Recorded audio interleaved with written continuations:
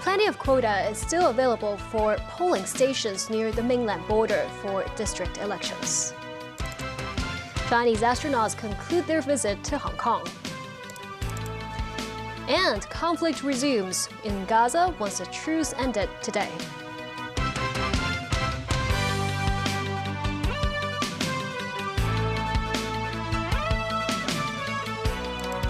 Good evening and thank you for joining us.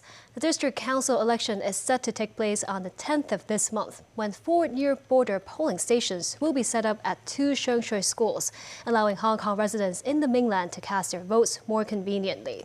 Registrations for the stations will end next Tuesday.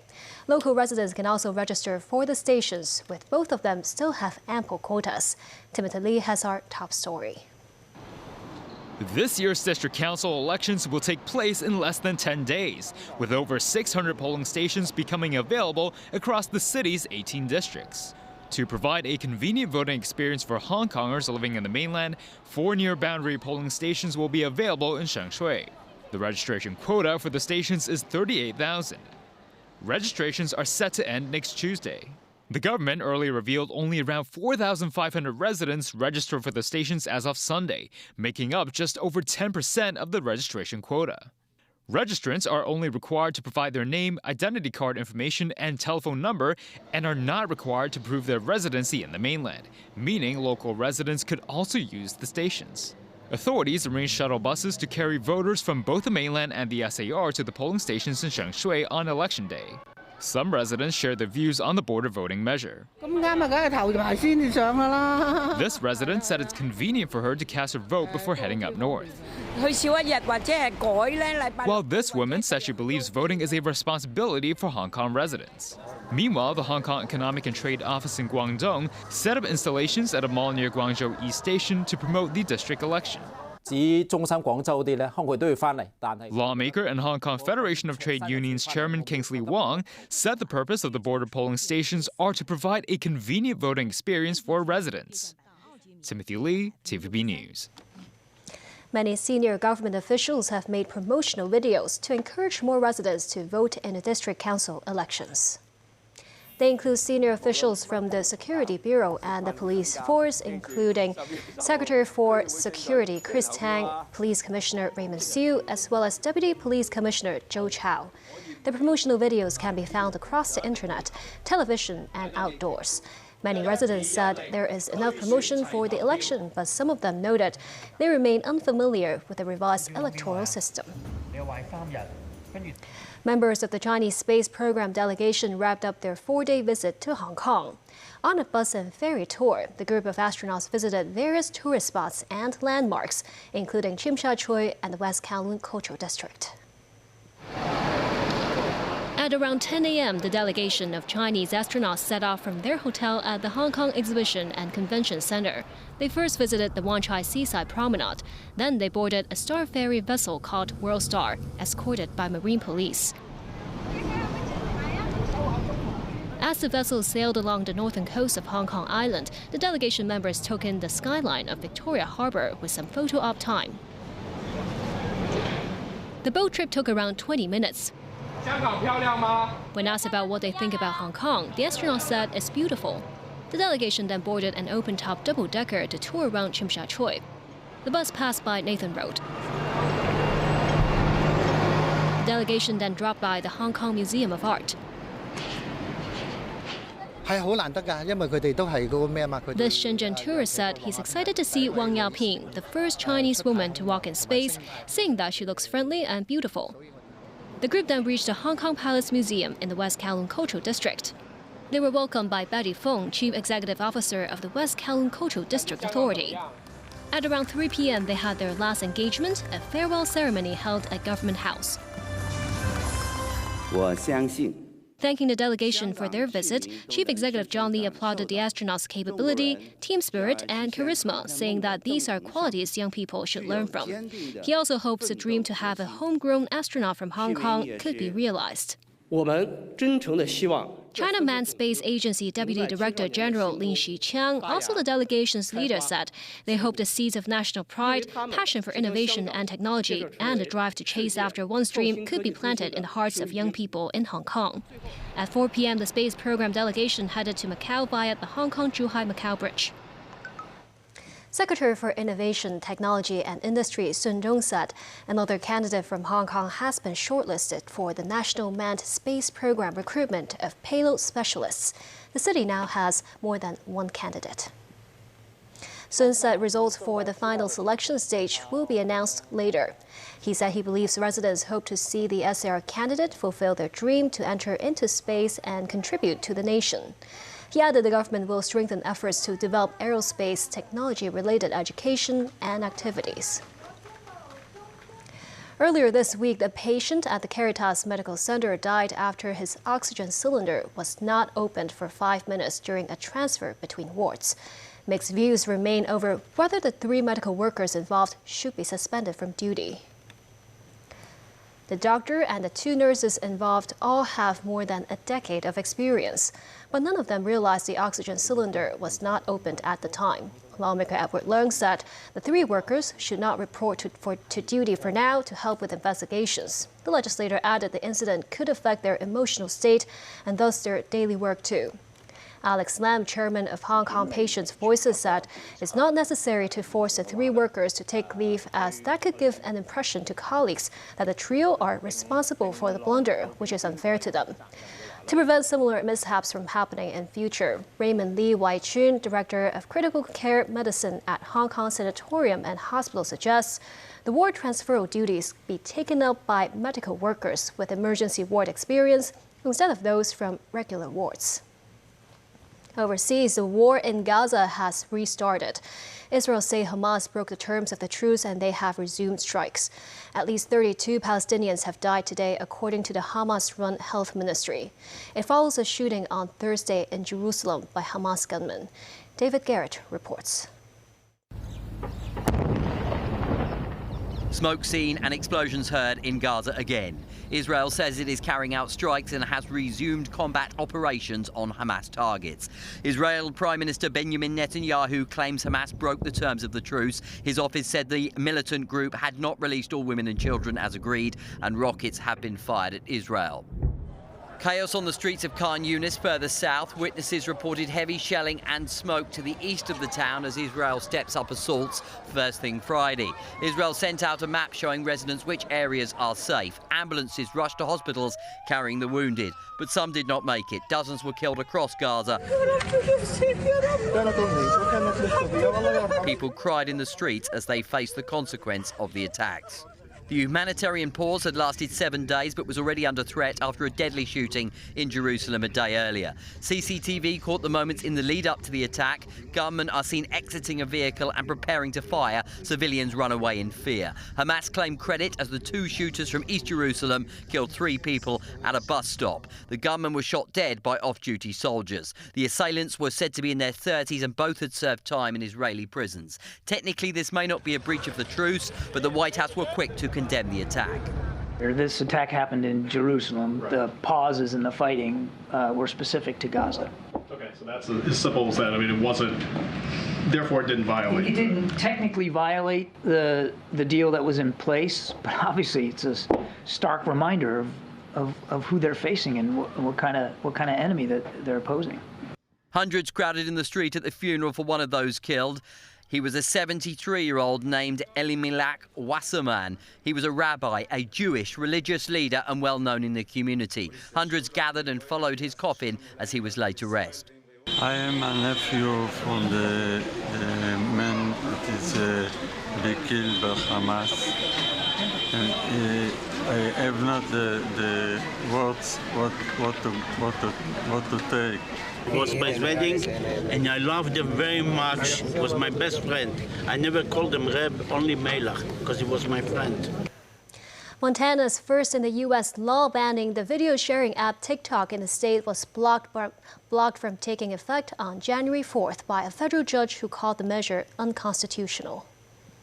A final ruling will come at a later date after the legal challenge moves through the courts.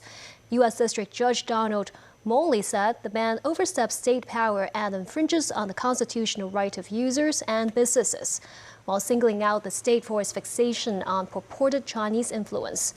In May, Montana lawmakers made the state the first in the U.S. to pass a complete ban on the app. That's based on the argument that the Chinese government could gain access to user information from TikTok. TikTok's parent company ByteDance is based in China. The ban would prohibit downloads of TikTok in the state. TikTok said the company was pleased that the judge rejected this unconstitutional law.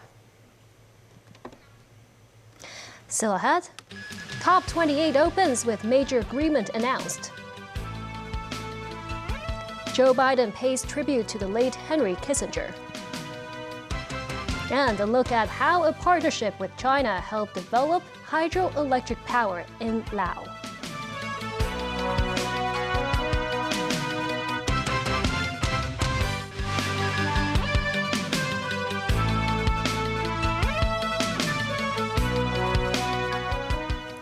Welcome back. COP28, or the 28th United Nations Climate Conference, is now taking place in Dubai. And an early achievement has been announced. A new fund to help compensate countries suffering from climate change was established. Danny Rao tells us more. Nearly all nations attending the COP28 in Dubai contributed to the creation of a new fund to help compensate countries struggling to cope with loss and damage caused by climate change, seen as a major first-day breakthrough at this year's UN Climate Conference. Some countries started putting in money right away, including Germany, who contributed $100 million. Developing nations have long sought to address the problem of inadequate funding for responding to climate disasters caused by climate change, which hit them especially hard, and for which they have little responsibility. Historically, industrialized countries have spewed out the most carbon emissions that are trapping heat in the atmosphere. The initial steps toward creating the fund were taken as a major accomplishment at last year's UN Climate Conference in Egypt, but it was never finalized. Sultan Ahmed Al-Jaber, president of COP28, heralded the agreement. To get the agenda voted and agreed on without any delay. For those who have been involved in previous COPs, this is just unprecedented. World leaders started arriving in Dubai on Friday for the COP28 Climate Summit. 130 world leaders are set to address the United Nations Climate Conference.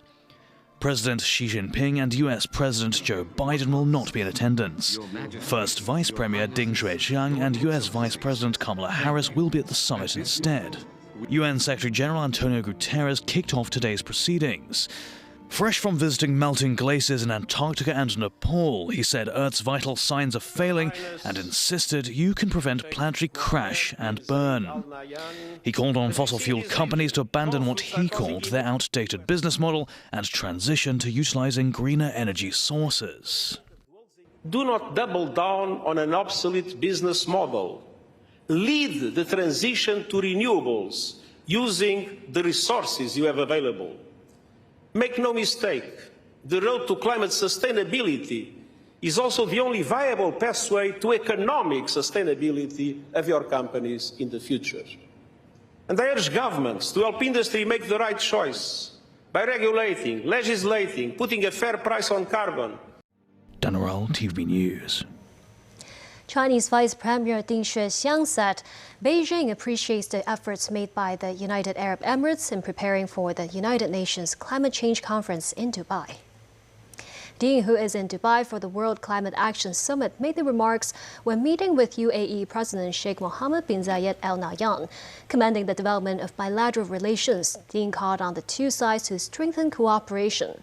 Ding also talked about China's position on the Israel-Hamas conflict. He called for an immediate ceasefire. U.S. President Joe Biden described former Secretary of State Henry Kissinger, who died this week at the age of 100, as synonymous with effective diplomacy and one of the best strategic minds in the United States. More from NBC News. He was consequential and controversial, the only person to serve as both Secretary of State and National Security Advisor at the same time. I think we made further progress. Tonight, tributes from Washington to Israel, Moscow to Beijing. President Biden saying they often disagreed and often strongly, but his fierce intellect and profound strategic focus was evident. And this from the current Secretary of State. I was very privileged to get his counsel many times, including as recently as about a month ago. The praise not only from America and her allies, Vladimir Putin calling Kissinger a wise and far-sighted statesman in a message to Kissinger's wife, Nancy. A message of condolence from Xi Jinping calling Kissinger's normalization of relations with China a brilliant strategic vision benefiting both countries as well as changing the world. Revered in Beijing for that 1972 breakthrough, meeting Chairman Mao, learning how to use chopsticks from Zhou Enlai, easing tensions with the Soviet Union. But it was a legacy stained by Vietnam. His critics called him a war criminal for expanding the war to Cambodia and Laos, declaring success just before the 1972 election, years before it was over. We believe that peace is at hand. 2 members of the Nobel Committee resigned when he received the Nobel Peace Prize 2 years later. Jewish and born in Germany, the young Kissinger came to America with his family as a teenager, fleeing the Nazis, to return with the U.S. Army in World War II. Later in the White House, his influence and charm making him an unlikely celebrity, nicknamed Super K on a Newsweek cover. After leaving office, he became even more influential. How would you rate the crisis management by this administration? Oh, I would say that after the first few days of confusion, the administration has handled it properly and calmly. Counseling presidents from both parties for decades and visiting foreign leaders, even traveling to China at the age of 100 for a red carpet meeting with President Xi, setting the stage for President Biden's recent summit. Laos, a Southeast Asian country with an abundance of surface water and broad rivers, has much potential for developing hydroelectric power. But building the infrastructure is not easy. Some Chinese companies have supported construction projects of hydropower plants in Laos. Let's take a look.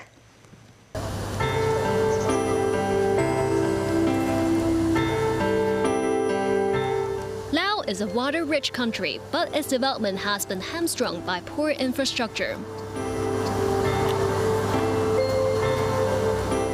Trying to make a change, the country undertook hydropower projects in collaboration with Chinese companies.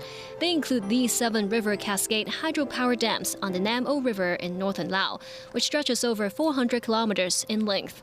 With a total investment of more than 20 billion yuan, the plants began full operations in 2021, generating 5 billion kilowatt hours annually.